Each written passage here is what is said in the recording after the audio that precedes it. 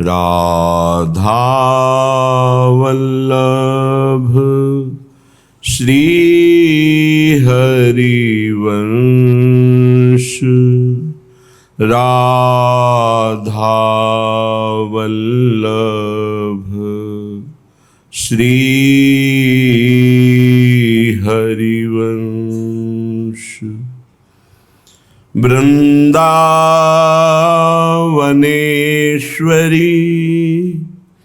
तवैव पदारविन्दम् प्रेमामृतैकमकरन्द रसौघपूर्णम्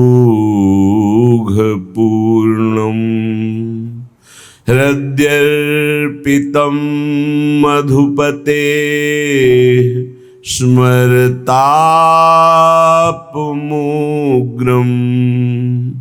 निर्वापयत् परमो शीतलमाश्रयामि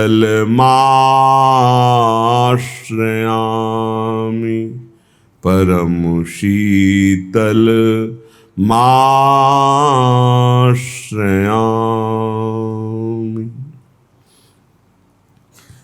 तिहि समान बड़भाग को सो सबके सिर मोर मन बच क्रम सर्वसु सदा जिनके जुगल किशोर। उसके समान इस संसार में कोई बड़भागी नहीं है और वो सबका सिरमौर है जो मन वचन कर्म से जुगल किशोर की आराधना में तन्मय है। जिसने अपने हृदय में ये अभिमान जागृत कर लिया है कि हमारे ठाकुर जुगल किशोर, हमारे सर्वस्व जुगल किशोर, मन बच क्रम सर्वस्व सदा जिनके जुगल किशोर, जिनके सर्वस्व जुगल किशोर। हृदय में एकमात्र आश्रय युगल किशोर श्री श्यामा श्याम। तिहि समान अस को बड़भागी गण सबके सिर मोर, जिनके सर्वस्व जुगल किशोर। नित्य विहार निरंतर जाको करत पान सिर मोर, श्री हरि प्रिया निहारत छिन छिन चितय चखन की कोर, जिनके सर्वस जुगल किशोर। धन्य है उनका जीवन जिनके सर्वस्व जुगल किशोर है। तुमेव माता च पिता तुमेव बंधुश्च सखा तुमेव विद्या द्रविणं तुमेव सर्वम मम देव देव। सब संबंध, सब नाते, सब व्यवहार केवल जुगल किशोर से। जिनके सर्वस्व श्यामा श्याम हैं वही बड़भागी हैं, वही सबके सिरमौर हैं। और जो नित्य विहार का निरंतर गायन श्रवण मनन सेवन करते रहते हैं, रात दिन प्रिया प्रीतम के पदों का गायन, प्रिया प्रीतम की सेवा, प्रिया प्रीतम की रूप माधुरी का चिंतन, वो छिन छिन रूप माधुरी निरख निरख करके अपने नेत्रों के कोर से वो परमानंद में निमग्न होते रहते हैं। जिनके सर्वस्व सी जुगल किशोर हैं। ये सर्वस्व जुगल किशोर निर्मल मन में जागृत होते हैं। परसा तब मन निर्मला लीजय हरि जल धोए, हरि सुमिरन बिन आत्मा निर्मल कभी न होए। परशुराम देवाचार्य जी कह रहे हैं हरि हरि हरि हरि। भगवान नाम रूपी जल से, यहां आत्मा का तात्पर्य अंतःकरण से है। देहाभिमानी जीव अंतःकरण को ही आत्मा मानता है, तो यहां संकेत कर रहे हैं अंतःकरण निर्मल के लिए। आत्मा तो कभी मलिन हो ही नहीं सकती, वो तो निर्विकार है, चैतन्य घन है, अमल है, उसमें कोई मल स्पर्श ही नहीं कर सकता। परशा तब मन निर्मला, लीजै हरि जल धोए। हरि सुमिरन बिन आत्मा निर्मल कभी न होए। बिना निरंतर भगवत भजन के अंतःकरण निर्मल कभी नहीं हो सकता, और निर्मल अंतःकरण में ही सर्वस्व जुगल किशोर हमारे हैं, ऐसी भावना होती है। निरंतर हरि सुमिरन कैसे हो सकता है? बड़ी माया प्रबल है, विक्षेप डालती रहती है। तो बोले साधु समागम सत्य करी, करे कलंक बिछो। परशुराम पारस परसी, भयो कनक ज्यो लोहो। परशुराम देवाचार्य जी कह रहे हैं निरंतर हरि सुमिरन उसी का बनता है जो साधु संगति में रहता है। हमारा चिंतन संत महात्मा गुरुजन शास्त्र के आदेशानुसार हो, हमारी क्रियाएं आदेशानुसार हो, तो हम रात दिन साधु समागम कर रहे हैं। तभी हमारे अंदर भक्ति का दीप प्रज्वलित होता है, जिसमें अद्भुत ज्ञान, अद्भुत वैराग्य, अद्भुत प्रेम का अनुभव होता है। भक्ति कर दीप प्रेम करी बाती, साधु संगति करी अनुदिन राति। तो अनुदिन राति साधु संगति का मतलब है संतों की आज्ञा के अनुसार चलना। गुरुजनों ने जो हमें आज्ञा करी उसी के अनुसार चले। साधु समागम सत्य करी, करे कलंक बिछो। साधु समागम में कलंक है कि उनकी आज्ञा के विपरीत थोड़ा भी मनमानी चलना, वो आपको फंसा देगा। कलंक का त्याग करके, अर्थात मनमानी आचरणों का त्याग करके यदि साधु संगत किया जाए, तो जैसे पारसमणि के स्पर्श से लोहा सोना हो जाता है, ऐसे रसिकों के संग से अद्भुत प्रियालाल के सुमिरन की वृत्ति जागृत हो जाती है। परशुराम सत्संग सुख और सकल दुख जानी, निर्वैरी निर्मल सदा सुमिरन शील पिछान। परशुराम देवाचार्य जी कह रहे सत्संग में अपार सुख है। समस्त दुखों का नाश करने के, प्रियालाल के चरणों का प्रेम या शुद्ध तत्व का ज्ञान या अद्भुत वैराग्य सिद्धियां जो भी प्राप्त हुई आज तक किसी को, मत कीरति गति भूति भलाई, जब जे जतन जहां जे पाई, सो जानो सत्संग प्रभाऊ, लोकहु वेद न आनो पाऊ। आज तक किसी को जो कुछ भागवतिक प्राप्त हुआ है वो साधु संग से प्राप्त हुआ है, सत्संग से प्राप्त हुआ है। परशुराम जी कह रहे हैं जो सत्संग निरंतर सुनता है, मनन करता है, उसके हृदय से वैर चला जाता है।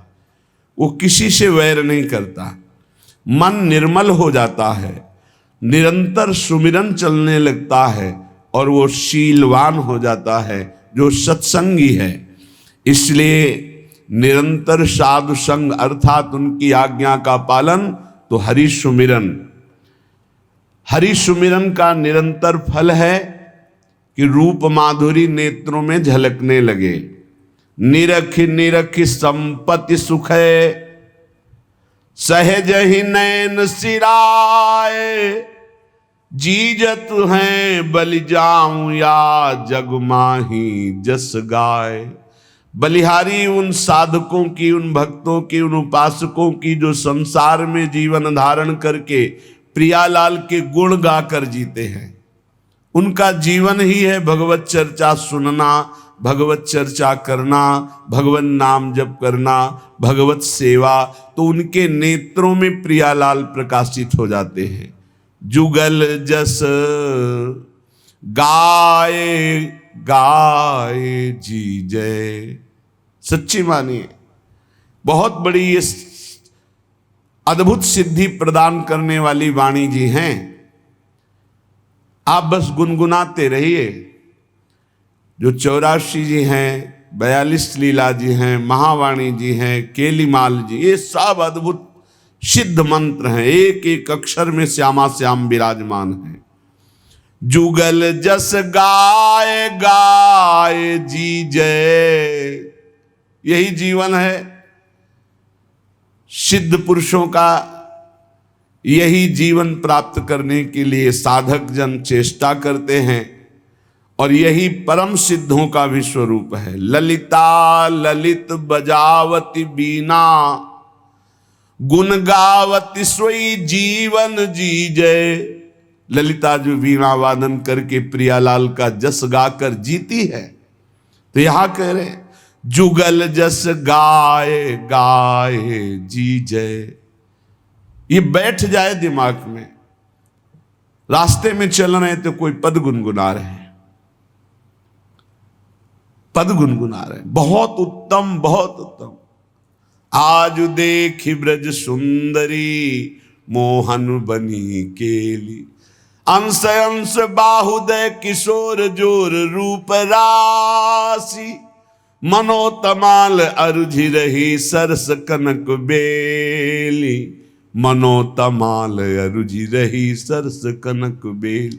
महान अमृत तेरो ही ध्यान, राधिका प्यारी। गोवर्धन धर लालही, कनक लता सी क्यों न विराजत।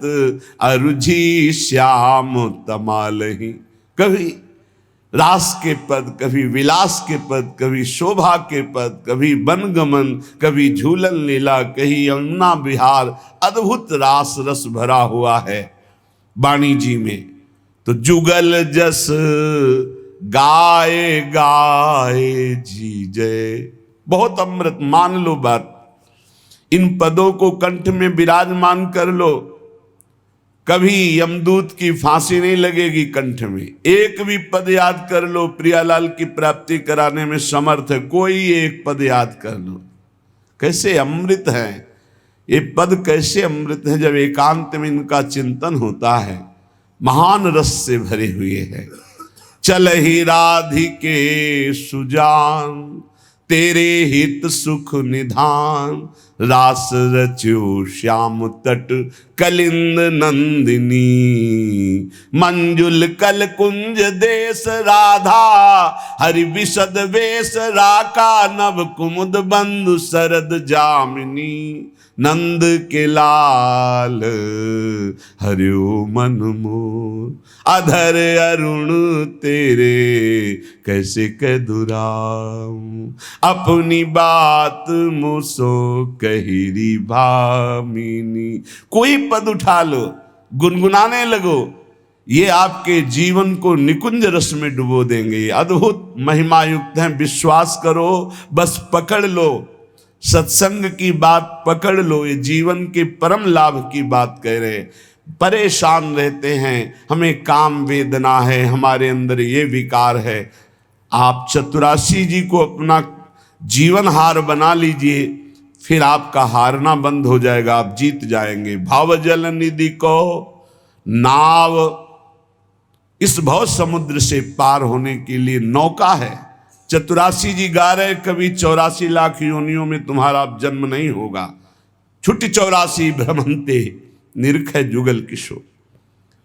भव जल निधि को नाव, काम पावक को पानी। काम रूपी अग्नि को शांत करने के लिए परम शीतल जल है चतुरासी जी। यदि चतुरासी जी गान करते तो हृदय से काम वेदना का नाश हो जाएगा। बस लगना है। एक अभी आ रहे थे तो रास्ते में एक बोर्ड में लिखे हुए थे कि शब्द बहुत छोटा है लगन, शब्द बहुत छोटा है लगन, लेकिन बहुत बड़ी इसमें संपत्ति विराजमान है। लगन लग जाए, लगन लग जाए, फिर कुछ सुहाई नहीं देता। लागी लगन छूटे नहीं, जीभ चोंच बर जाए, मीठो कहा अंगार में, जाहि चकोर चबाए। चकोर अंगार खाता है, क्यों? उसको लगन लगी है चंद्रमा से मिलने की। समझ रहा है मैं उड़ के चंद्रमा तक नहीं पहुंच सकता, लेकिन यदि अंगार खा के भस्म हो गया तो शायद मेरे शरीर की राख को देवाधिदेव महादेव चिता की भस्म लगाते हैं, अगर कभी मस्तक पे लगा लिया तो वहीं मेरा प्रीतम चंद्रमा विराजमान है द्वितीया का, मुझे चंद्रमा से मिलन हो जाएगा। मरकर जलकर वो अपने प्रीतम से मिलना चाहता। यह है लगन। लागी लगन छूटे नहीं, जीभ चोच बर जाए, मीठो कहा अंगार में, जाहि चकोर चबाए। तो ये लगन प्रिया प्रीतम के रूप माधुरी सेवा रस का पान करने की लगन कैसे मिले श्यामा श्याम, कैसे मैं इस संसार रूपी दुख से छूटूं और अपने प्रीतम का साक्षात्कार पाऊं। ये लगन लग जाए, कैसे लगेगी? बोले जुगल जस गाय गाए जीजिए, प्रिया प्रीतम का यश गा करके जीवन धारण कीजिए। या जग में बलि जाऊं अहो, अब जीवन फल लीजे, जुगल जस गाए गाए जीजे। निरख निरख नयनन सुख संपत्ति, सहज सुकृत कीजिए, श्री हरि प्रिया बदन पर पानी वारी वारी पीजिए, जुगल जस गाए गाए जीजिए। कभी सेवा कर रहे, जलवार करके उसे पान करते हैं, कभी उनकी रूप माधुरी निरख कर सुप्रवाह करते, कभी उनकी लीला गायन में उन्मत्त हो रहे। तो ये कैसे प्राप्त होता है? बोले मिली चलो मिली चलो मिली चले, सुख महा। रसिकों से मिल जाओ, रसिकों से मिल जाओ, रसिकों से मेल कर लो, महान सुखी हो जाओगे। लौकिक पारलौकिक जो चाहत है सब पूरी हो जाएंगी, विश्वास मानिए। जो चाहत, ये हरिवंश महाप्रभु कह रहे हैं, इह परलोक सकल सुख चाहत, मेरी शोभैया कृष्ण गुण संचु। इस लोक में या परलोक में यदि सुख चाहते हो तो भगवान के गुणों का गायन करो, उनके लीला जस का गायन करो, उनका नाम जप करो। मिली चलो मिली चलो मिली चले, सुख महा। बहुत हैं बिघन जग मगहि माही, इस संसार में इतने विघ्न हैं कि निकल पाना बहुत कठिन, बड़े सूक्ष्म विघ्न हैं। मिली चलो मिले चले, सुख महा। रसिकों से मन मिला दो, रसिकों की आज्ञा में चलो, इनसे मिल के चलो, महासुख में निमग्न हो जाओगे। नहीं तो बहुत हैं बिघन जगमगहि माही, इस परमार्थ मार्ग में चलने वालों को बहुत विघ्न परास्त करते हैं। मिल चले सकल मंगल मिले सहज ही, अनमिल चले सुख नहीं कदाही। रसिकों से मिल के चलो, उनके मन के विरुद्ध चलोगे, अनमिल हो जाओगे, माया परास्त कर देगी, पक्की बात। सहज में ही परमानंद स्वरूप प्रियालाल में वृत्ति लग जाती है रसिकों के संग से। मिल चले होत सो अनमिल चले कहाँ, जो रसिकों के संग से प्राप्त होता है वो मनमानी चलने से कभी प्राप्त नहीं हो सकता। यह अधर्म यह सब हानि, कान न रसिकन में रहे, जो गुरु सेवा तज करे जेबान। जो रसिक महापुरुषों की आज्ञा का उल्लंघन करके मनमानी चलते हैं वो अधर्म है, चाहे जितना साधन करें उनको श्री श्यामा श्याम के प्रेम की प्राप्ति नहीं हो सकती, वो रसिक मंडली में बैठने की योग्यता नहीं रखते। मिल चले होत सो अनमिल चले कहाँ, फूटते होत है फटफटाही। केवल फड़फड़ाते रहो, कुछ नहीं कर पाओगे यदि रसिकों का संग नहीं है। श्री हरि प्रिया जू को यह परम पद पावनो, अति दुर्लभ महासुलभ नाही।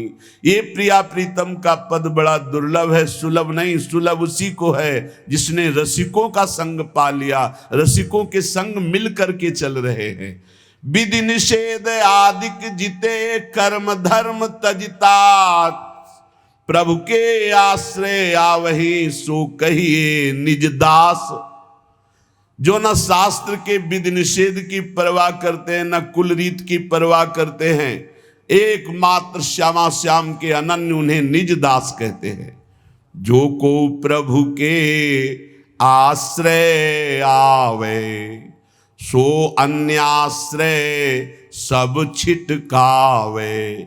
विधि निषेध के जे जे धर्म, तिनको त्याग रहे निष्कर्म। झूठ क्रोध निंदा तज देही, बिना प्रसाद मुख और न लेही।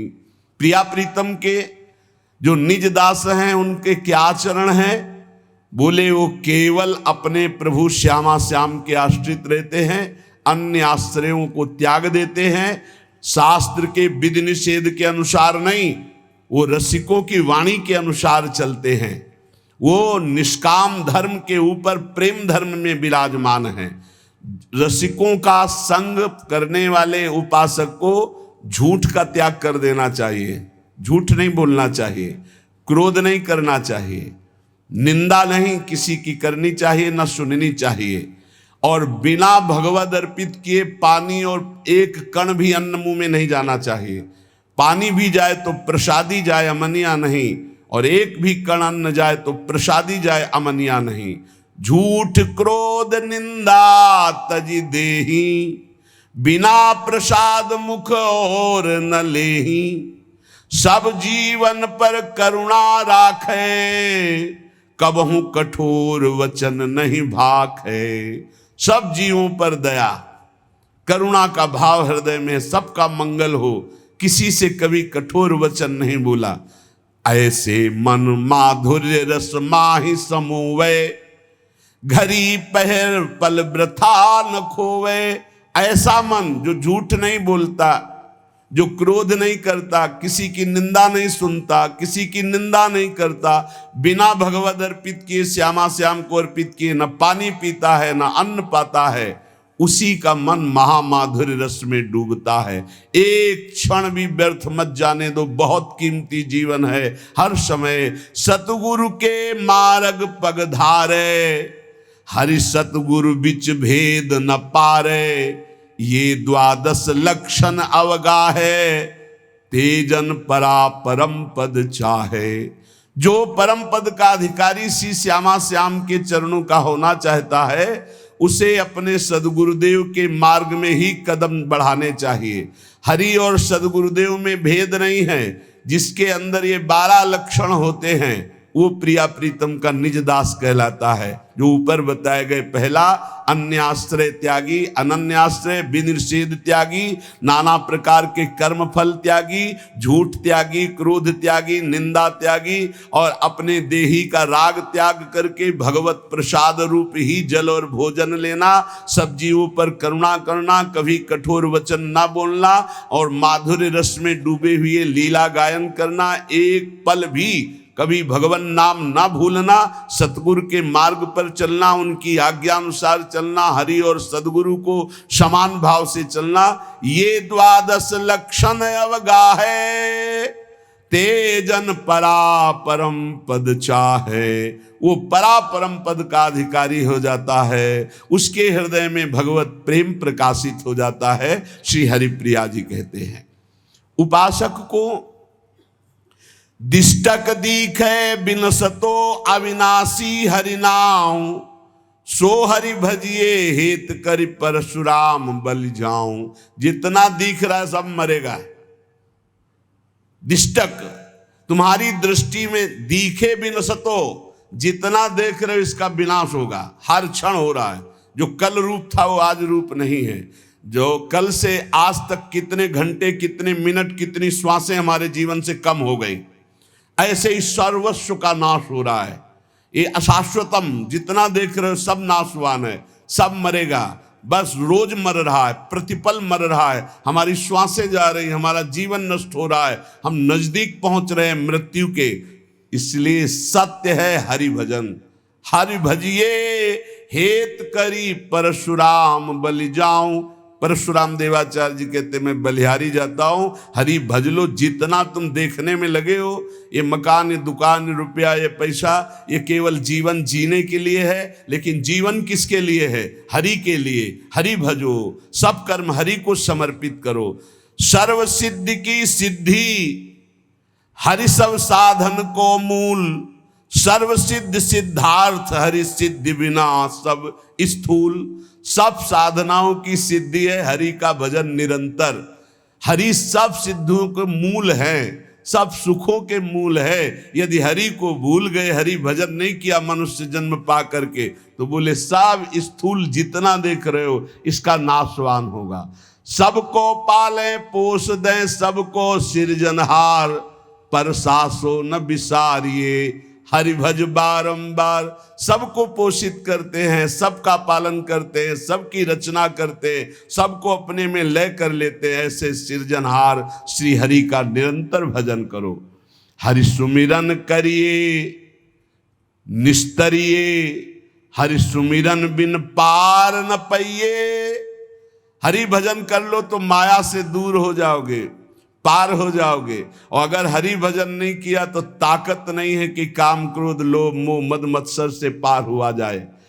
हरि सुमिरे सोई हरि नाती, हरि न भजे सोई आत्म घाती। जो हरि का सुमिरन करे वही हरि का संबंधी, नाती मन नाता, वही हरि का संबंधी जो हरि का सुमिरन करे। और जो हरि का सुमिरन नहीं करता वो आत्मघाती है। जो न तरे भव सागर अस समाज नर पाए, सुअति निंदक मंदमति आत्महनन गति जाए। वो आत्महत्यारे की जो दुर्गति होती वही दुर्गति होती उसकी जो जीवन मनुष्य का मिला और भजन करके भगवान की प्राप्ति न किया, केवल संसार के राग रंग में मगन रहा, वो आत्मघाती है। हरि सुमिरे हरि को हितकारी, हरि न भजे सोई बड़ व्यभिचारी। जो हरि का सुमिरन करता है वही संयमी होगा, जो हरि सुमिरन करता है वही मंगल को प्राप्त होगा।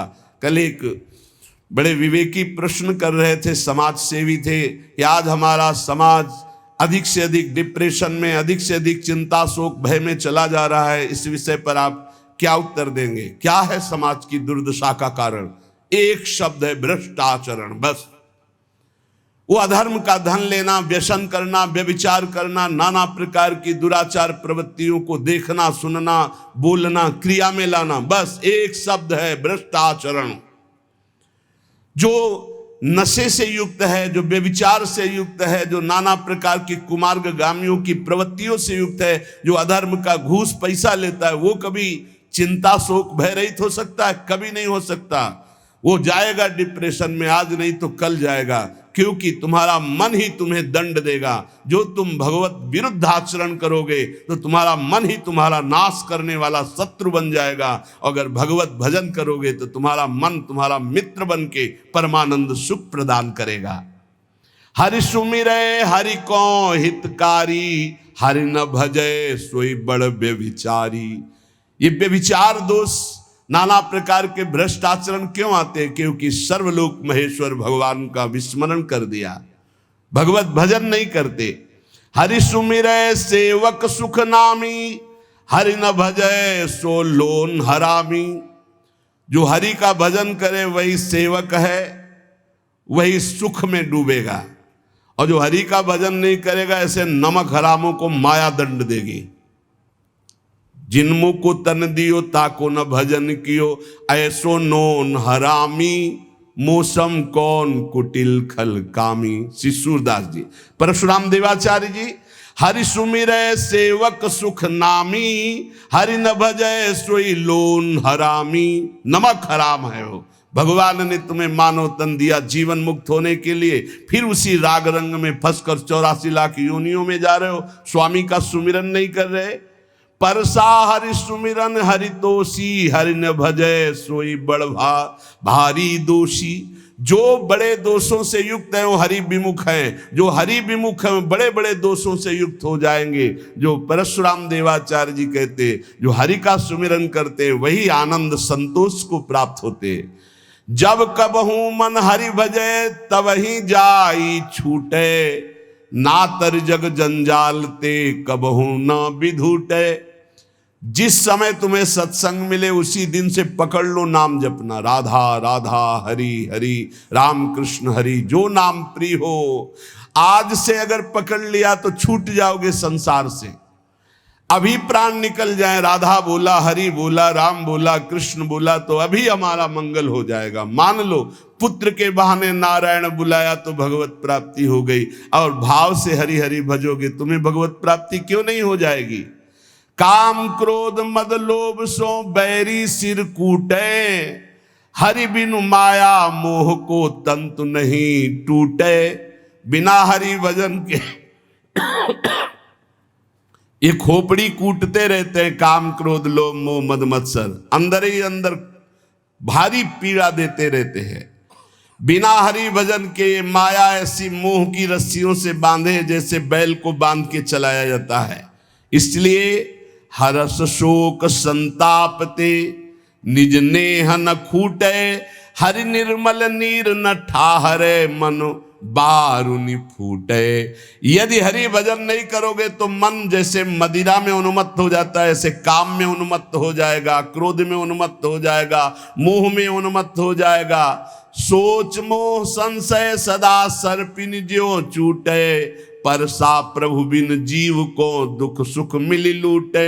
ये माया सर्पिणी डस लिया है, विषय रूपी जहर चढ़ गया है और दुख सुख रूपी लहरें आ रही। अगर सदगुरु रूपी गारुड़ी मिल जाए और वो झाड़ करके हमें नाम मंत्र दे दे कृपा करके, तो माया सर्पिणी का विष उतर जाए, हम अखंड प्रसन्नता जो हमारा सहज स्वरूप है हम उसको प्राप्त कर ले।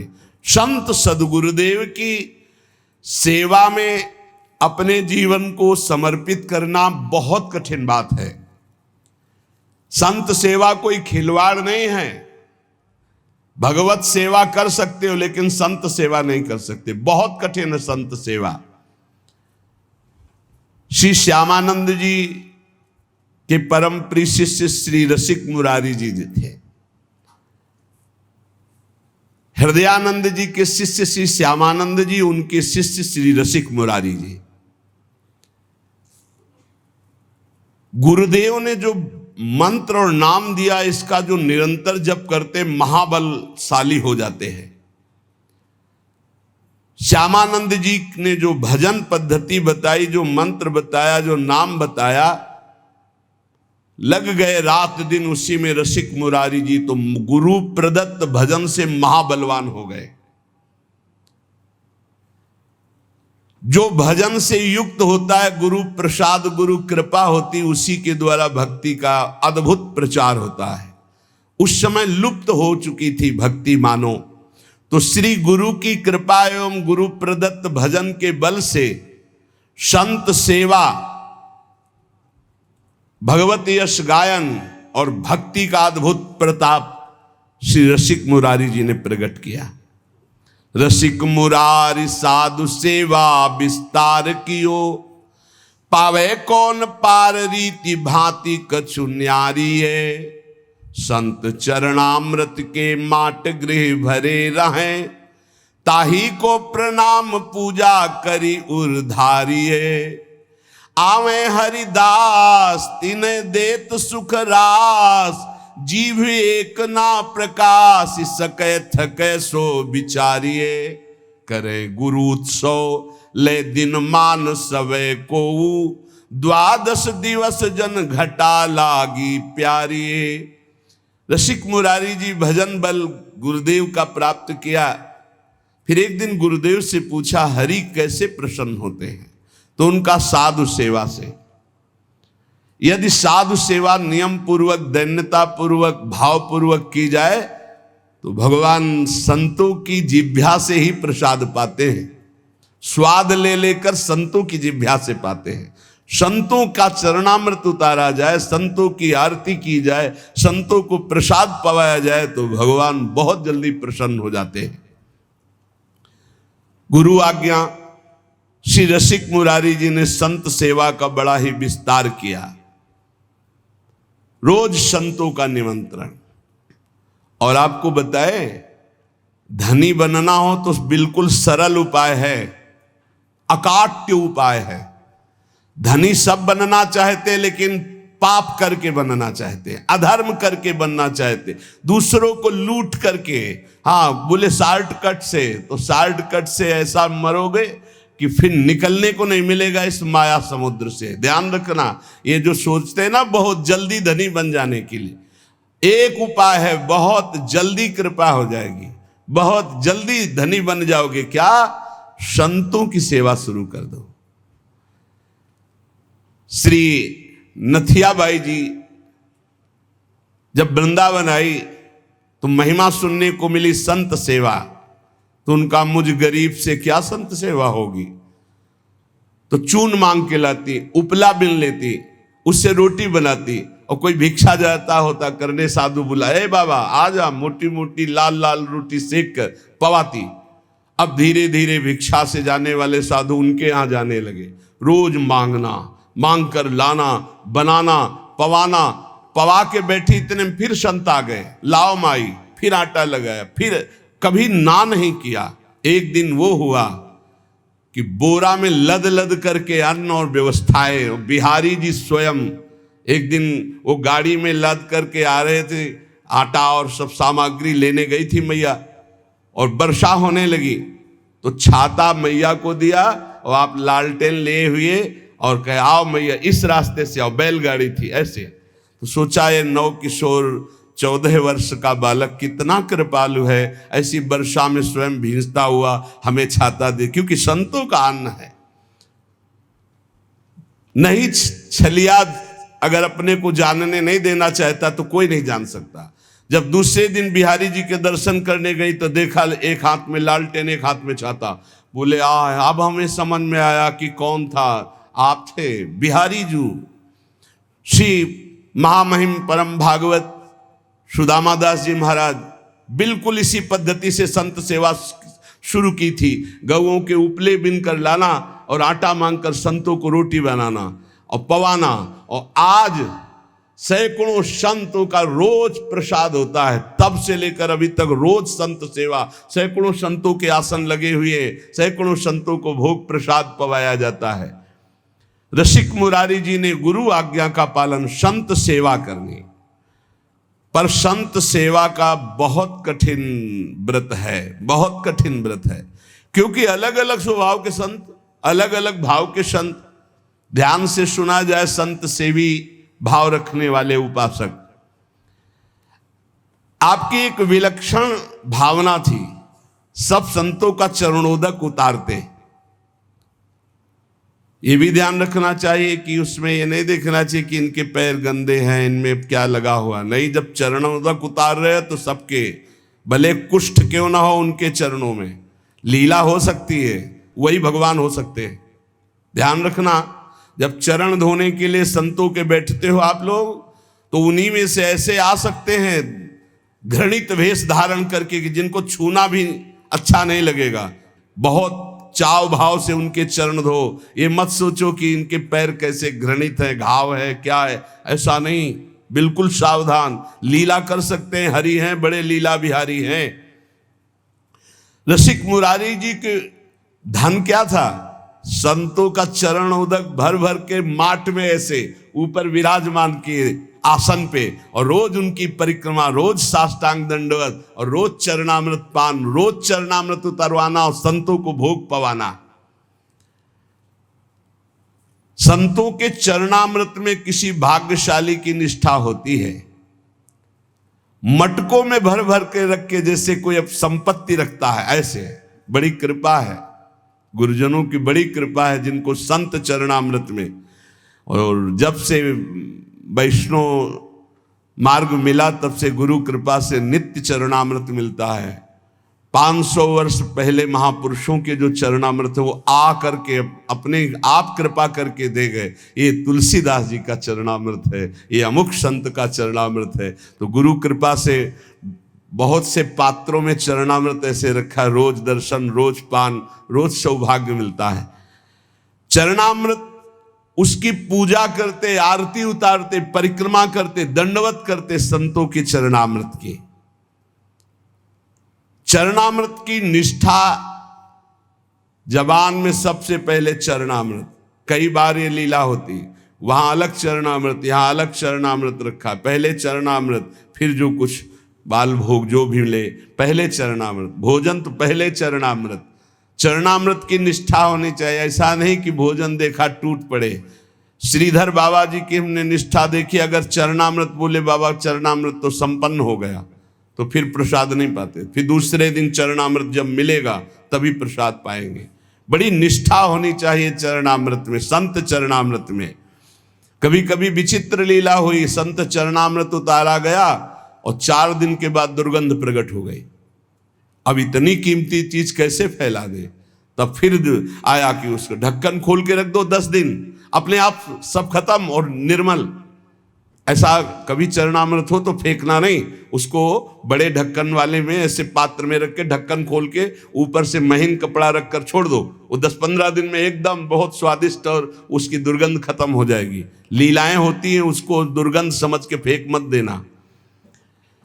वैष्णव जनों की ये निष्ठा होती है, चरणामृत से बहुत दिव्यताएं प्राप्त हो जाती है, बहुत दिव्यताएं प्राप्त होती है। जब तक गुरु वचनों पर विश्वास नहीं होता तब तक बल नहीं आता अध्यात्म का। आपके हृदय में संत वैष्णवों के प्रति अपार सुख देने की भावना आ गई, क्योंकि गुरुदेव ने कहा संत सेवा में ही भगवान की प्राप्ति होगी। श्री प्रियादास जी कह रहे कि रसिक मुरारी जी की संत सेवा की महिमा का वर्णन या संतों के प्रतिभाव का वर्णन एक जिह्वा में कैसे करूं? मतलब इतनी अपार संत सेवा की भावना, मेरी बुद्धि थकित हो जाती इनकी महिमा देख करके संत सेवा की। आप बड़े समारोह से श्री गुरु उत्सव मनाया करते थे, उसमें पूरे दिन कथा कीर्तन सत्संग भोज भंडारा होता रहता था, सब संतों को बड़ा सुख प्रदान करते थे। यह उत्सव 12 दिन तक लगातार गुरु उत्सव चलता, 12 दिन भक्तों की भीड़ रहती, जो देखने में अत्यंत आनंद प्रदान करने वाली होती है। गुरु उत्सव, इस उत्सव का नाम दंडोत्सव है। इस संबंध में कथा आती है कि इनके गुरुदेव श्री श्यामानंद जी श्री वृंदावन में जब वास करते थे तो नित्य प्रति सेवा कुंज में सोहनी लगाते थे। सोहनी लगाना हमारे ब्रज की बहुत बड़ी उपासना है, जिसे साधारण भाषा में कहते हैं झाड़ू लगाना, तो यहाँ सोहनी लगाना कहते हैं। तो रोज सेवा कुंज में सोहनी लगाते थे।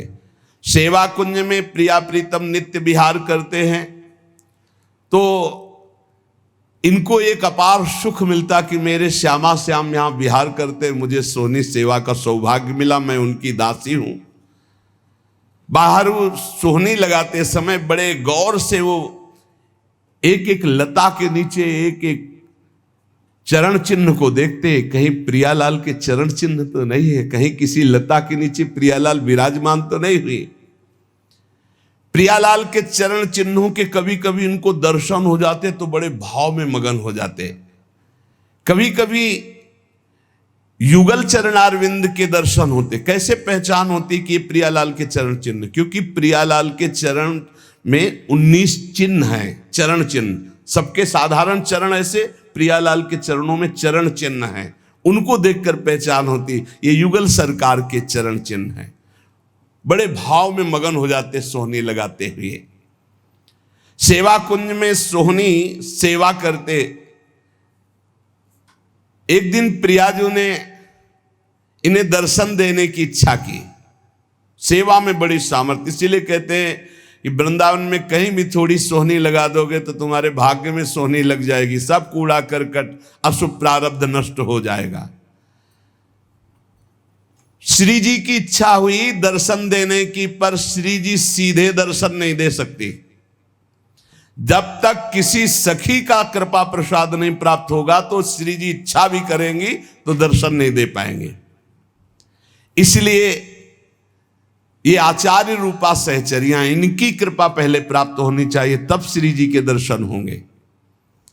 नहीं, श्री जी के दर्शन की एक मर्यादा है, बिना सखी के दर्शन के, बिना सखी अनुग्रह के श्री जी का दर्शन। इच्छा हुई श्री जी के दर्शन की तो डायरेक्ट आकर के दर्शन नहीं दिया। अनुग्रहमयी श्री जी ने पहले सखी की अनुकूलता हो, सखी दर्शन दे, तब दर्शन का विधान बने। एक दिन श्री जी ने जानबूझकर अपने श्री चरण का एक नूपुर छोड़ दिया सेवा कुंज में। अब प्रातः काल श्री श्यामानंद जी सोहनी लगाते थे, तो जे ही लगाया तो देखा बड़ा कीमती अद्भुत नूपुर, बड़ा आनंद मिल रहा है। विचार किया किसी नवविवाहिता का होगा, ढूंढने आएगी, दे देंगे। तो अपने अचला की छोर में संत है, बांध कर अपने माथे पे रख के साफा बांध के सोहनी लगाने लगे। सोच रहे थे किसी की बेटी या किसी की नवविवाहिता बहू का ही है, क्योंकि बहुत खोजने आएगा तो देंगे। श्री जी ने अपने आभूषण श्री ललिता जी से कहा कि संभाल करके मंगला के आभूषण रखो। तो उनमें कहा, प्यारी जी आपके एक श्री चरण का नूपुर तो है ही नहीं। और जानबूझ के श्री जी ने गिराया था, क्योंकि जब तक सखी कृपा नहीं होगी तब तक श्री जी दर्शन नहीं देंगे। जाओ देखो सेवा कुंज में किसी लता के नीचे कहीं अरज कर तो नहीं गिर गया। ललिता जी ने खोज प्रारंभ की तो देखा श्री श्यामानंद जी वयोवृद्ध सोहनी लगा रहे हैं, राधा राधा सोहनी लगा रहे। ललिता जी ने विचार किया, मैं अपने स्वरूप से जाकर के इनसे मांगूंगी तो अच्छा नहीं रहेगा।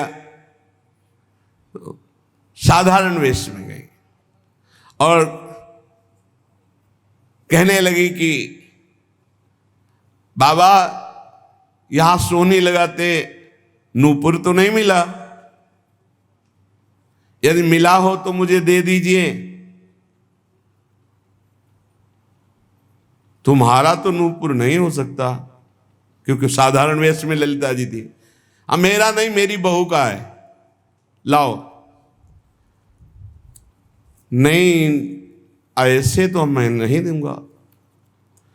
तुम्हारी बहू का है तो पहले वो चरण दिखावें जिसमें वो नूपुर बंधा है, और ठीक हमारे जैसा नूपुर है कि नहीं वो।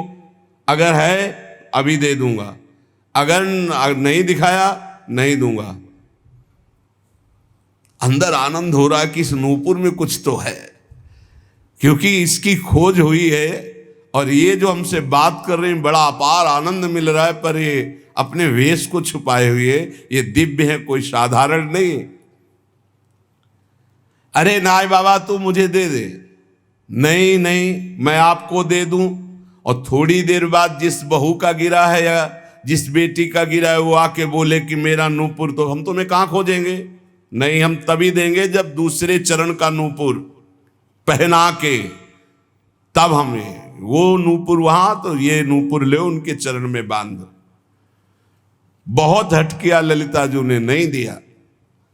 तब जाकर श्री जी से बात की तो श्री जी ने कहा, सखी अब तो हम ही को चलना होगा, क्योंकि वो बहुत जिद किए है और श्री जी दर्शन देना चाहती थी, इसलिए ये लीला की। और सखी देखिए रोज मेरी कुंज की सेवा सोहनी सेवा करता है, चलो इसको निहाल करते हैं। देखो कैसी हमारी करुणामयी स्वामिनी, देखो नूपुर भी मिल जाएगा और रोज सोहनी सेवा करता है तो इसका फल भी उसको मिल जाएगा, मेरे दर्शन हो जाएंगे। श्री जी उतावली है दर्शन देने के लिए, इसलिए हमारी स्वामिनी जैसा स्वभाव किसका। सहज स्वभाव पर्यो नवल किशोरी जू को, मृदुता दयालुता कृपालुता की राशि है। स्वयं दर्शन का विधान बनाती, अपने नूपुर छोड़ दिए। श्री जी ललिता जी के साथ आए। ललिता जी ने कहा, देखो इनके चरणों की तरफ देखो, वो नूपुर है ना, ऐसा है ना नूपुर? उतारे, देख, हाँ। साष्टांग चरणों में लौट गए। श्री जी की करुणा देखी, इशारा किया, मैं बांधू। श्री जी के चरणों में नूपुर बांधा और श्री जी ने वरद हस्त श्यामानंद महाप्रभु के मस्तक पर। क्या सौभाग्य! ये कथाएं नहीं है, यही की सत्य घटनाएं हैं। ये घर है श्री जी का घर। ऐसा न समझो किसी युग की कोई हम कथा कह रहे हैं। ये घर है श्री जी का प्यारे।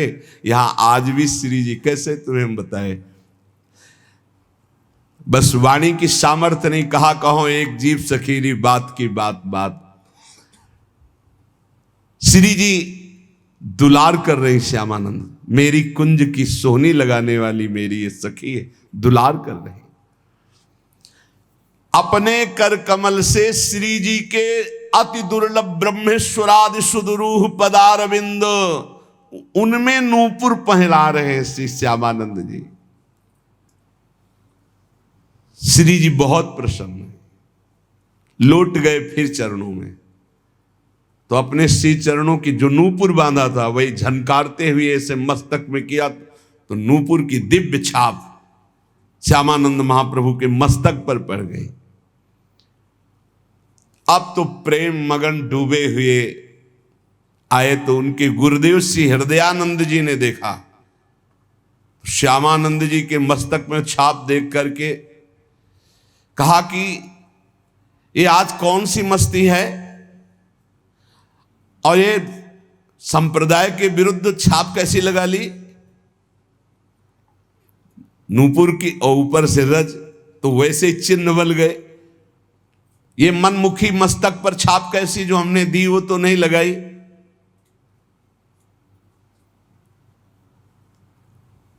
अब उन्होंने जानबूझकर थोड़ी, ये तो श्री जी का कृपा प्रसाद प्राप्त हुआ था।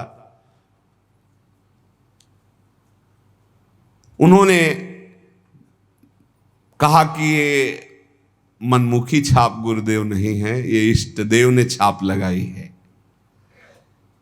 डांट करके कहा, नहीं नहीं, ऐसा लगता है, देखो ध्यान से समझने की बात है कि भला श्री जी ऐसे कैसे।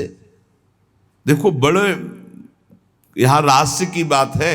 यदि दैन्य होकर आप भगवत आराधना में हो तो गुरु को भी पता नहीं लग सकता, ऐसी शिष्य की ऊंचाई हो सकती है। शिष्य की ऐसी ऊंचाई हो सकती कि गुरु को भी पता नहीं लग सकता। ध्यान रखो, बड़ा विचित्र एक खेल है। दैन्यता से नाभाजी सेवा में लगे हैं, तो अग्रदेवाचार्य की जहां स्थिति मानसिक सेवा में, वहां वो तो विचार में लगे, वो पंखा से हटा दिया जो जहाज डूब रहा था सेवक का, उसको। कितना बड़ा महान ये बात है। शिष्य की मानसिक स्थिति गुरु को पता हो, ये कोई बड़ी बात नहीं, लेकिन गुरु की मानसिक स्थिति में शिष्य का प्रवेश हो जाना, ये बहुत बड़ी बात है। हृदयानंद जी ने सोचा ये बहाना बना रहा है, डांट कर का इसे शीघ्र धो डालो, जो आज्ञा। श्यामानंद जी ने बहुत धोया, रगड़ रगड़ के, छाप नहीं छूटी। श्री जी की लगाई हुई चिदानंद छाप कैसे छूट सकती? हृदयानंद जी ने तो यह अर्थ लगाया कि इन्होंने ठीक से धोया नहीं, अतः स्वयं बोले इधर आओ, और रगड़ रगड़ के इतना घसा कि मस्तक से रक्त निकलने लगा, पर छाप नहीं छूटी। तब वो सहम गए और कहा, सत्य श्री जी की छाप लगाई हुई है? तो उनका, हाँ गुरुदेव। उनका, धन्य है तुम्हारा जीवन, धन्य है। विश्वास हो गया कि श्री जी ने तुम्हें स्वीकार कर लिया है। जो वैष्णव जन और सब थे बोले धन्य है। पर हृदयानंद जी ने कहा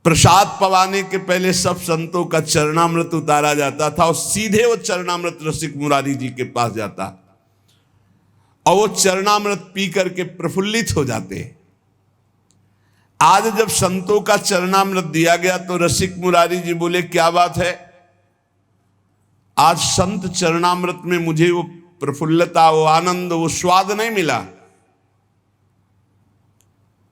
जितने वहां उपस्थित थे सब लोगों ने पान किया, उनका नहीं है तो वैसे ही जैसे रोज उतरता है, उनका नहीं, आज हमें स्वाद नहीं मिल रहा है, संत चरणामृत का हमें आनंद नहीं मिल रहा है। भला और लोगों की स्थिति क्या कि वो इस बात को जान पाते। आपने कहा कोई अपराध कर दिया संतों का, किसी संत के प्रति तुम्हारी घृणा बुद्धि हो गई, इसलिए चरणामृत उतारने पर भी आज स्वाद नहीं मिल रहा। बुलाओ चरणामृत उतारने वाले संतों को। बुलाया गया।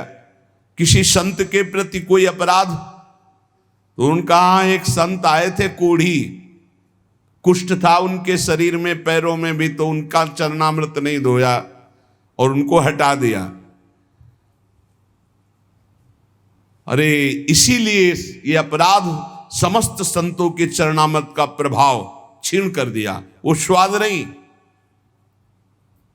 भगवत प्रसाद चरणामृत का दिव्य स्वाद तो निष्ठावान पुरुषों को ही अनुभव में आता है।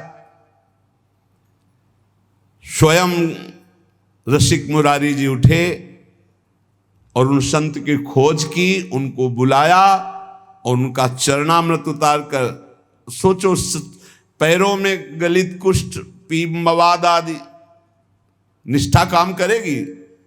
शिष्यों ने तो इसीलिए हटा दिया था कि ये चरणामृत गुरु जी के पास थोड़ी पहुंचाएंगे। स्वयं रसिक मुरारी जी ने चरणामृत उतारा और चरणामृत पान करके नेत्रश्रु प्रवाहित करते हुए कहा, आहा आज स्वाद आया है। हे ये संत निष्ठा, ये संत निष्ठा, संत सेवा बहुत कठिन है, ये बात ध्यान रखिएगा। हो सकता है आप चरणामृत उतार रहे हैं और आपको लात मार दें। कैसे उतारता है, इतनी जोर से उतारता है चरणामृत? आपको हाथ जोड़ के ही खड़े रहना है, खड़े रहना है। जी जी क्या, दुष्ट कहीं का, पाखंडी कहीं का, बोलना नहीं है। भगवान है, वो आए हैं तुम्हारी परीक्षा लेने के लिए। एक बार सिद्ध संत रोटी राम बाबा यज्ञ की तो झरा भंडारा सब पा रहे थे। शाम के 4 बजे पूछा, सब पा चुके? बोले हाँ महाराज जी। उनका अभी यज्ञ पूरी नहीं हुई। कोई है प्रांगण में जो अभी प्रसाद नहीं पाया? बोले नहीं महाराज जी, सबको पवा दिया गया है। उठे गए तो देखा एक आम के वृक्ष के नीचे शरीर एकदम छीड़काए, ऐसे मार्किन ओढ़े पड़े, मार्किन हटाए और कहा इनसे पूछा, इनको पवाया? नहीं महाराज, इसीलिए यज्ञ पूरी नहीं हुई। चरण धोए, उनको पवाया और फिर उनको, वो कोई और नहीं, स्वयं भगवान ऐसे छीणकाय दलिद्र के रूप में। ये बस समझना बड़ा कठिन है, बहुत कठिन है। एक बार मथुरा दास जी सुना रहे थे कि भगवान शंकराचार्य जी काशी में गंगा स्नान करके चले तो शिष्य जन हटो हटो ऐसे दूर, तो एक रूप में शरीर से दुर्गंध आ रही, मक्खियां भिनभिना रही, नजदीक से आके ऐसे टक्कर मारी शंकराचार्य जी कैसे, तो उनका दूर, तो कहा कौन किससे दूर? क्योंकि शंकराचार्य जी है ना, कौन किससे दूर? शंकराचार्य जी का दूर, तो कहा कौन किससे दूर? तो मुस्कुरा दिए, ये शंकराचार्य जी हो, शंकर के अंश से ही शंकराचार्य। कौन किससे दूर? ना जाने किस वेश में भगवान आकर के। हाँ, इसलिए बहुत आदर से, कोई भी कैसी भी परिस्थिति में मेरा नारायण मेरा हरि उस रूप में हो सकता है। स्वयं रसिक मुरारी जी ने जाके चरणोदक उतारा। जो भगवान के चरणारविंद की प्रीति प्राप्त करने के लिए भगवत भक्तों की आराधना करते हैं, उनमें मान नहीं रहता। ये बहुत सूक्ष्म विषय है। सब ही मान प्रद आप अमानी, मान रहित हो जाना। एक दिन की बात है, नृपति समाज में विराजमान भक्तराज, कहें भी विवेक को कहानी प्रभाव है। तहां एक ठोर साधु भोजन करत रोर, देवो दूजी सोटा संग कैसे आवे भाव है। पातरी उठाए श्री गोसाई पर डारी दई, दई गारी सुनी आप बोले देखियो दाव है। शीत सो विमुख में तो आनी मुख मध्य दियो, कियो दास दूर संत सेवा में चाव है। एक बार रसिक मुरारी जी राजाओं के समाज में विराजमान होकर के यही बात कह रहे थे कि बड़े से बड़े साधन से जो प्राप्त नहीं होता वो संत सेवा से प्राप्त हो जाता है। जो मनोयोग पूर्वक संत सेवा करता है उसको बड़ी ऊंचाई की स्थिति प्राप्त होती है। इतने में बड़े राज समाज में बैठकर एकांत में चर्चा करो, उधर संत सेवा और हल्ला मचा, गाली गलौज ये सब। देखो ये ध्यान रखने का विषय है, संत सेवा में भगवान ऐसे ही लीलाएं करवाएंगे जिससे तुम्हें दोष दर्शन हो जाए। एक संत भगवान बोले पत्तल लगाई, बोले एक पत्तल और लगाओ। बोले किस बात के लिए, एक ही पत्तल में तो सबको पाना होता है। बोले एक पत्तल अभी पाएंगे और एक पत्तल शाम के 4 बजे उस समय पाएंगे। सोटा काम है, सोटा भांग उसी से घोटते थे। अब उतर नहीं देंगे हम तो गाली गलो लड़ाई झगड़ा। अरे बड़ी विचित्र, भगवान की सेवा तो शांति से भगवान करवा लेते हैं, भक्त की सेवा बड़ी विचित्र है, बड़े विचित्र विचित्र भक्त है। अब वो संत जो है पारस मांग रहे थे, डंडे का सोंटे का पारस, परोसने वाले लड़ गए। अब वहां वो उपदेश कर रहे थे कि संत सेवा महान भगवत प्रभु। उन्होंने कहा घर ही में तुरंत उठ करके आए, सबको शांत करते हुए आए और कहा, अब वो समझ गए कि मान थे यहीं के। और कहा भगवान आप नाराज क्यों हो रहे हो। गुस्सा आई उनको। तो भांग छानने वाले संत तो जो खीर और सब्जी सब परोस गई थी, पूरा पत्तल उठाया मारा मुंह में उनके। वो ऐसे लिए और कहा भगवान वैसे तो रोज शीत प्रसादी बाद में मिलती थी, आज तो आपने डाल। तनिक भी क्रोध नहीं किया। जानबूझ करके कोई अपराध करो मत।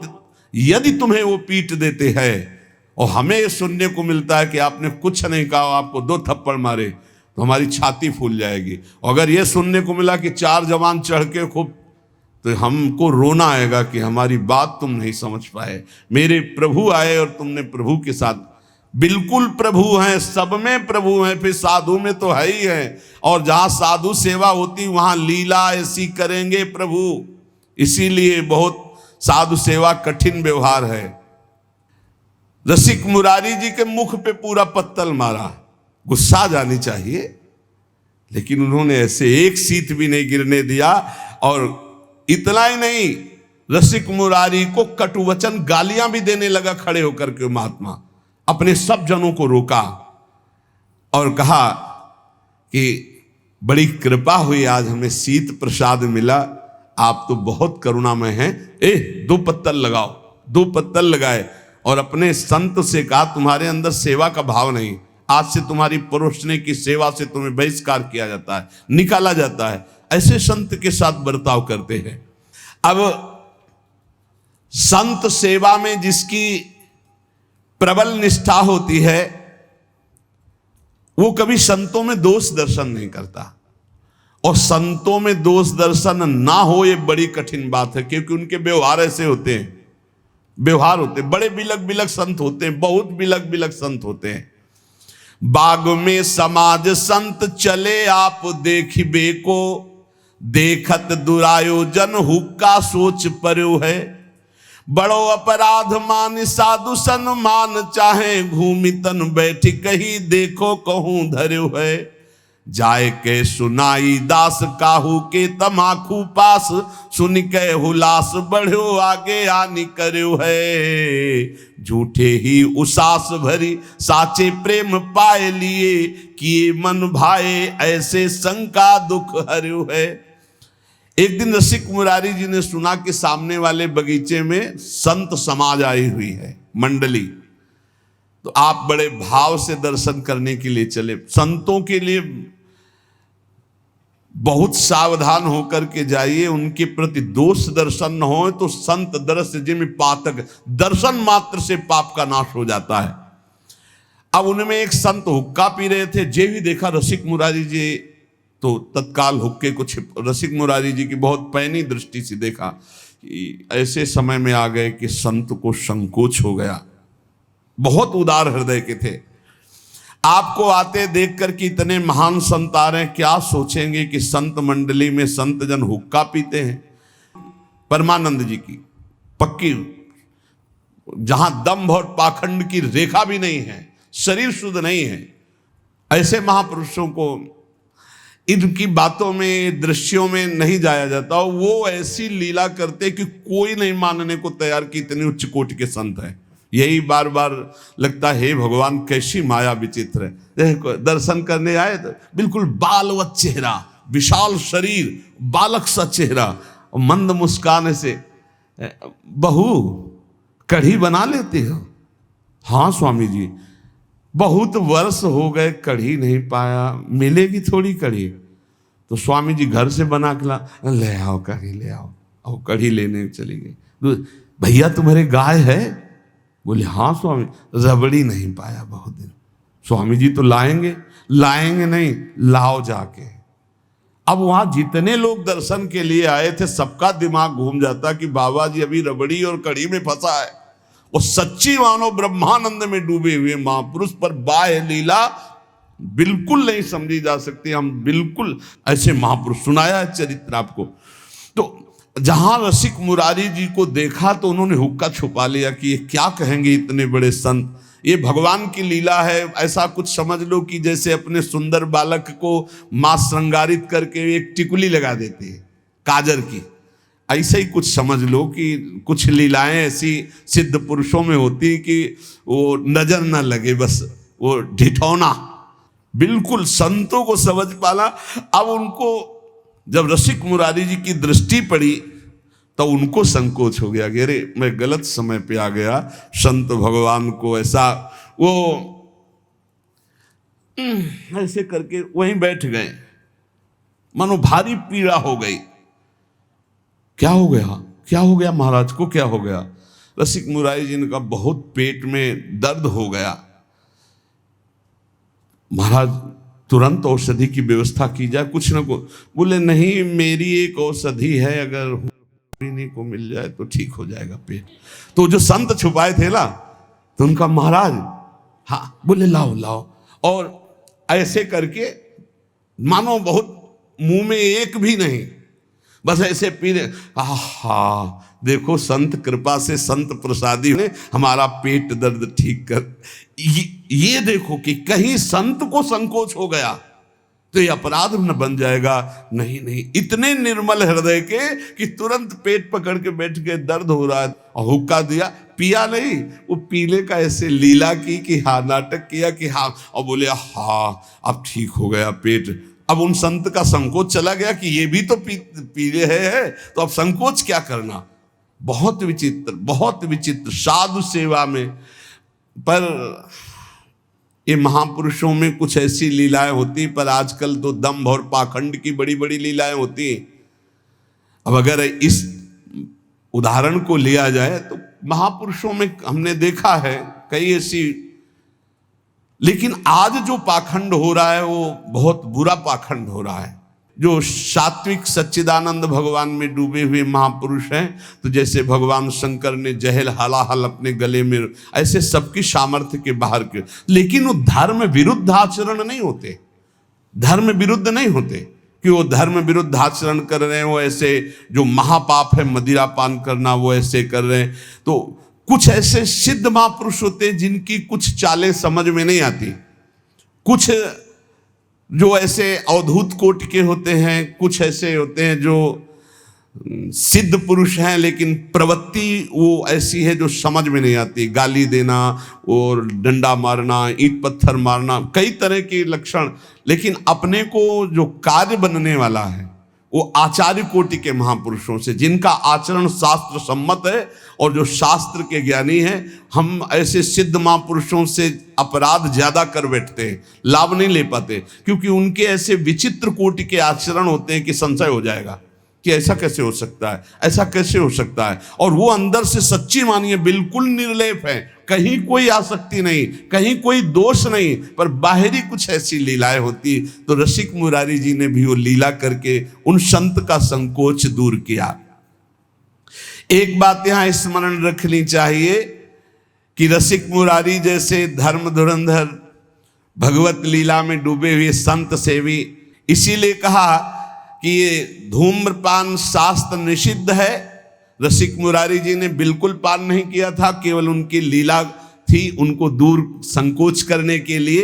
इसलिए कोई साधक इसका अनुकरण न करे, साधक अनुकरण न करे। तो ये व्यसन भैया सिद्धों के पच सकते हैं, साधक इसमें न फंसे। साधक समस्त व्यसनों से मुक्त होकर ही भगवत आराधना में जाता है। आगे का प्रसंग गुरु सेवा भक्ति को बहुत उच्च कोटि का है, वो आगे वर्णन करेंगे, समय हो गया है। उपासक को चाहिए कि साधु सेवा में भाव तो रखे, अपनी बचत के लिए कह रहे हैं। कोई भूखा संत हो तो भोजन दे दीजिए, वो भी परिचय नहीं है तो गेट के बाहर दीजिए। बहुत परिचय घर में पुरुष सदस्य हैं तो बैठाल करके, यदि आपका श्रद्धा कर तो बैठाल करके। अगर कोई अर्थ मांगता है तो मत दीजिए। आपका परिचय है कि ये अर्थ हमारा जाकर के सार्थक होगा तो भले, नहीं तो अर्थ का दान बहुत होश से कीजिए, नहीं उससे पतन होने के बहुत चांस है। क्योंकि आजकल कोई संप्रदाय आचार्य से दीक्षित होकर भगवत प्राप्ति के लिए वेश धारण करना बहुत कम हो गया है। इससे आपकी ये जो साधु निष्ठा है उसमें अंतर आ सकता है। इसलिए अपनी तरफ से बहुत सावधान रहें कि किसी का दोष दर्शन न हो, किसी की निंदा न हो, इसके लिए किसी से व्यवहार न हो। अगर कोई साधु दरवाजे पे आ जाता है, अपरिचित है, तो गेट के बाहर अन्न देने की चेष्टा करें, वो भी घर के किसी सदस्य से। हाँ, कि भोजन पानी आपको मिल सकता है, वो भी गेट के बाहर भिक्षा रूप में दे दीजिए। परिचय का है तो फिर घर में भले पवा दो, अगर घर के सदस्य हैं तो। नहीं तो पता नहीं कौन किस रूप में, जैसे भगवान मिल जाए ऐसे कौन किस रूप में पाखंड हो, किस रूप में दम्भ हो। इसलिए हम साधु सेवा के प्रति श्रद्धा बढ़ाने की बात कहते हैं, पर सावधान होते हुए। सावधानी नहीं रहेगी तो फिर आपका साधन पथ बिगड़ जाएगा, क्योंकि बहुत ही कलिकाल का जो मलिन स्वरूप है वो विकसित जो देखा जाता है, तो बहुत डर लगने लगा है कि हमारी साधुता बड़े खतरे में पड़ गई है। बड़े खतरे, जहां कहा गया साधु ते होए न कारज हानि, तो बड़े खतरे में हो गई है। बहुत सावधानी रखें, अपनी साधु श्रद्धा बढ़ाने के लिए ज्यादा संपर्क न रखें। अगर कोई आ जाता है तो उस समय भगवान जैसी प्रेरणा करें, उनका स्वागत कर, वस्त्र दे देना, पानी दे देना, मधुर वचन बोलना, भोजन दे देना, इस सब के लिए अतिथि देवो भव। अर्थ देने के लिए बहुत सावधानी से अर्थ दिया जाए, जहां हमारे अर्थ का ठीक धर्म पूर्वक प्रयोग होगा। नहीं तो अगर अर्थ ऐसे मनमानी दे दिया जाए, उसका अधार्मिक क्रियाओं में प्रयोग होगा तो आपको भी उसका फल मिलेगा, अर्थात अधर्म क्रिया का दंड का भागी आप भी बनेंगे, क्योंकि आपका अर्थ उस अधर्म क्रिया में गया। इसलिए पात्रता देखी जाती है अर्थ देने के लिए। भोजन पानी और वस्त्र देने के लिए पात्रता की जरूरत नहीं। कोई भी हो, साधु वेश में हो या ना हो, कोई कह रहा मुझे भूख लगी है, उसे भोजन पवा दो। कोई सर्दी में कांप रहा है, उसे वस्त्र दे दो। कोई बीमार है, उसको औषधि दे दो, पैसा नहीं, उसको जाके औषधि दिलवा दो। इन सेवाओं से भगवान की कृपा की प्राप्ति होती। खूब नाम जप करो, इसी जन्म में भगवत आराधना के बल से भगवत प्राप्ति हो जाए, ये जीवन का परम लाभ। शेष चर्चा आगे। श्री राधा वल्लभ लाल की।